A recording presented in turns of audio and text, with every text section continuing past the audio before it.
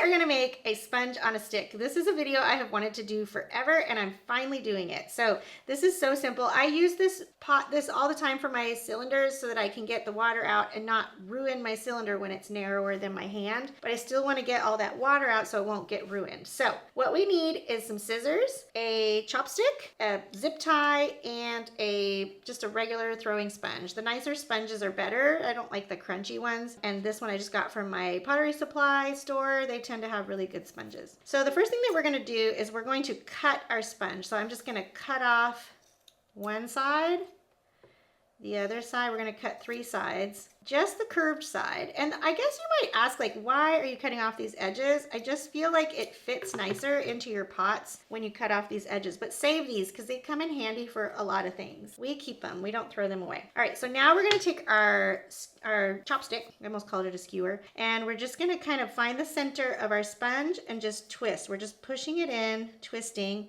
We don't wanna go all the way up to the top because then when you use this, you're gonna drag the tip of your stick into the bottom of your pot and make lines. Let's see, it's about right here. Let's go one more twist. There we go. So like I've got about this much left at the top. So now I'm gonna take my zip tie. And these chopsticks, I just got them on Amazon. They're bamboo. And this guy right here is a zip tie that I bought at Lowe's. They also have these on Amazon. I added them to my Amazon storefront. But if you do go to a hardware store to buy them, they're in the electrical wire section because a lot of times these are used to tie wires together. Okay, now notice that I'm not like halfway up because then you won't have very much sponge. I like to come as far down as possible.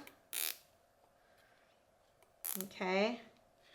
And then once I get to about this point right here, so I've got enough down here where I'm grabbing it, and then I'm gonna pull really tightly, as tight as I can. And then now I'm gonna take my scissors and cut off this end. So I like to use as far up as possible. I tend to get a better slice, and I pull my sponge out of the way because I don't wanna accidentally cut it.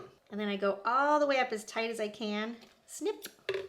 And for about $2.50, I have the best sponge on a stick that I have ever used. I have purchased all of the commercial ones and I don't like them, but I love this one. It works amazing. If you want a bigger one, just get a bigger sponge for bigger pots. But I think this one is the one that I pretty much use all the time.